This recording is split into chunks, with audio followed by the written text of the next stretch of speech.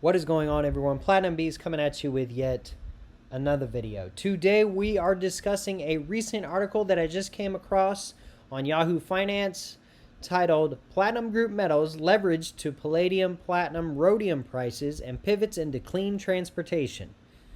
So without further ado, let's get into it.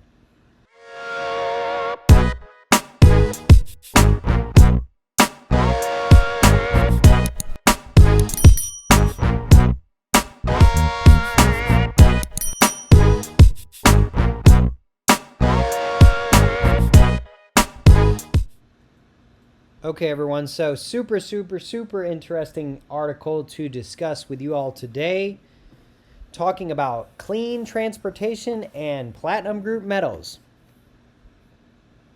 So first and foremost, I will be linking this article in the description down below in case you decide to check it out on your own. But let's go ahead and dive right in, shall we? Okay, so here at the beginning of the article, it talks Platinum Group Metals is a mining technology company, or PLG. That's a very well-known tradable stock in the NYSE. Is a mining and technology company focused on the production of platinum, palladium, and rhodium and the use of these metals in emerging battery chemistries. Interesting. Precious metals and the Waterberg PGM product. PGMs include platinum, like I mentioned. These metals are known for their purity, high melting point, and unique catalytic properties. Palladium is currently trading near an all-time high of $3,000 per ounce, and rhodium is trading at $28,000 an ounce. Now, that is crazy, guys. Now, we understand that rhodium is traded strictly over the counter. There is no paper market for rhodium. So, with that being said, its spot price is not as influenced on the paper market as the other four precious metals. Rhodium is not stacked traditionally in a stacking world. There are stackable forms of rhodium, and some people do have them. Unfortunately, I never picked any up, but I sure wish I did. Like most of you, I am sure. So it says here, since the 1970s, platinum, palladium, and rhodium have been used for catalytic converters, an exhaust emission control device that reduces toxic pollutants. We know this. An exhaust gas from an internal combustion engine into less toxic pollutants. The bulk of global PGMs are mined in South Africa and Russia. We know this. I've talked about this many times on my channel. South Africa and Russia are the main producers of PGMs. We can also take a look here and see that the Waterberg PGM product, which is located in South Africa, is a large-scale platinum group metal resource with an attractive risk profile given its shallow nature. The project facilitates fully mechanized production with the potential to have among the lowest operating costs in PGM sector. The project was granted a license to mine in early 2021. Interesting. So they're fairly new in the mining world. It says down here, old car, new car, and transitioning to clean energy.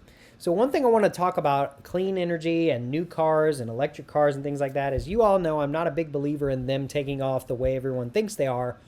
However, with that being said, I do believe they do have a future in the automotive world, and platinum will need to adapt to that industry. Now, I don't think that platinum will be worthless if they don't adapt, but it would benefit them greatly, and that's what this article really talks about in the coming paragraphs.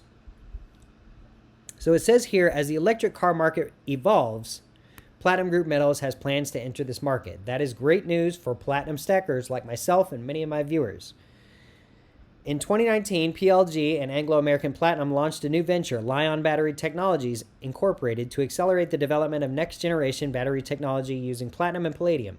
The possibility of creating additional demand for platinum and palladium in the battery technology space is an exciting development and strategically important to both parties. I would agree with that statement.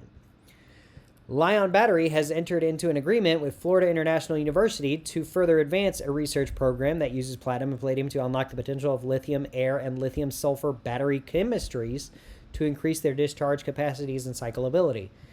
So that's interesting info for sure. Under the agreement with the Florida International University, Li-ion Battery will have exclusive rights to all intellectual property and will lead all commercialization efforts Lion is currently reviewing several additional and complementary opportunities focused on developing next-generation battery technology using platinum and palladium. These rare metals have a role in green transportation because they are a special catalyst. They make more efficient reactions happen. That is a key point, guys. They make more efficient reactions happen. Platinum has been proven itself to be very efficient in being a catalyst.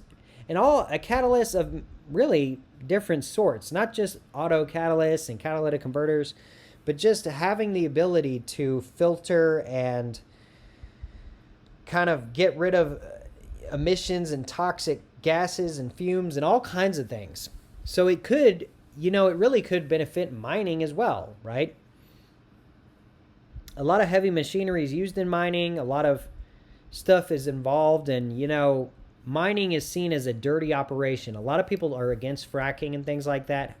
Funny how they're so for electric cars, which are a major user of fracking and mining and things like that. But regardless, they make more efficient reactions happen. That is a key point in this statement.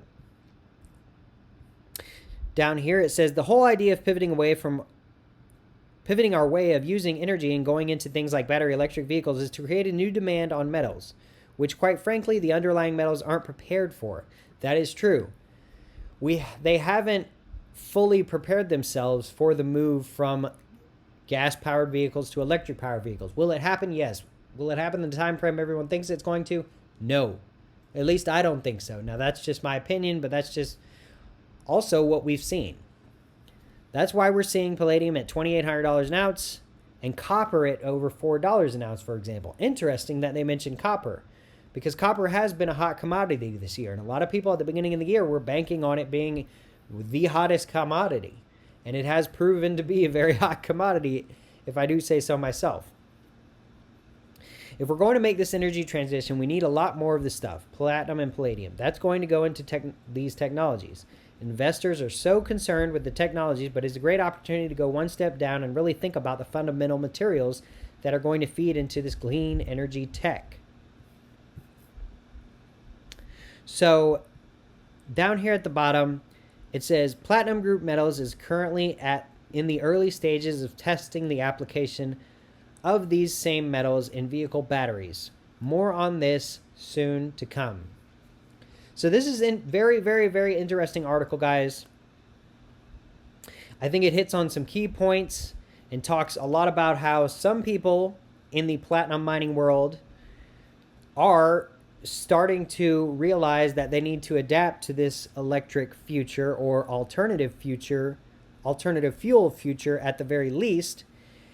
And they realize that they need to invest in research and developments and inventing new ways to implement platinum into these new forms of energy that will become main forms of energy in the future. Whether it's nuclear, whether it's electric, whether it's natural gas, whether it's whatever type of fuel is being used, there will need to be platinum implementation if we want to see the gains we're seeing, right? One thing I mentioned in a recent video, the video I talked about platinum and its inflation and its price over the years and things like that. Basically, platinum miners, they love when platinum goes up in value over its just inherent value of inflation, right? Because to them, when platinum is just sitting at a standstill and just slowly moving with inflation, that doesn't really benefit them a whole lot. There needs to be a specific use. The only metal that has ever really benefited from just being its own self is gold, right? And I made a video talking about gold is king, or is gold king? And I discussed why gold, yes, is still king of the precious metals and always will be, right? People mine gold for its intrinsic value. People mine platinum a little bit for its intrinsic value, but also for its industrial value. It's a very much so an industrial metal.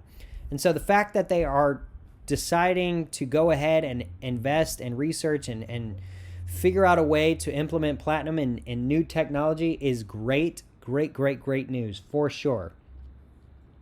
Because many companies over the years, if you take a look at, there's plenty of examples, but there's many companies that stuck by their bootstraps and just said, you know, the industry is not going to change. We're going to be fine. We don't need to adapt, yada, yada, yada. And they end up going bankrupt, right? One of the prime examples in recent times I can think of is Toys R Us, right? Toys R Us had all these retail stores and they were selling toys in their stores, but you could buy toys online, and kids quit playing with toys these days. So rather than adapting and changing up their whole marketing strategy and their whole idea of a store and all that stuff, they just decided to go with what they knew, and it didn't really end up in their favor. Now, it could have ended up in their favor, but it didn't, right? And rather than trying to figure out a way to satisfy both sides of the argument, they just stuck to what they knew, and it ended up being their downfall. So the fact that people mining platinum and companies that are mining platinum are deciding to take a look, at the very least, at alternative uses is great, great news. So let me know what your thoughts are on this article down in the comments section below. It's definitely interesting. Like I mentioned, I will be linking this in the description down below. Be sure to hit that like button on your way out. Be sure to hit the subscribe button if you have not already. And with all that being said, guys, until next time, we will see you.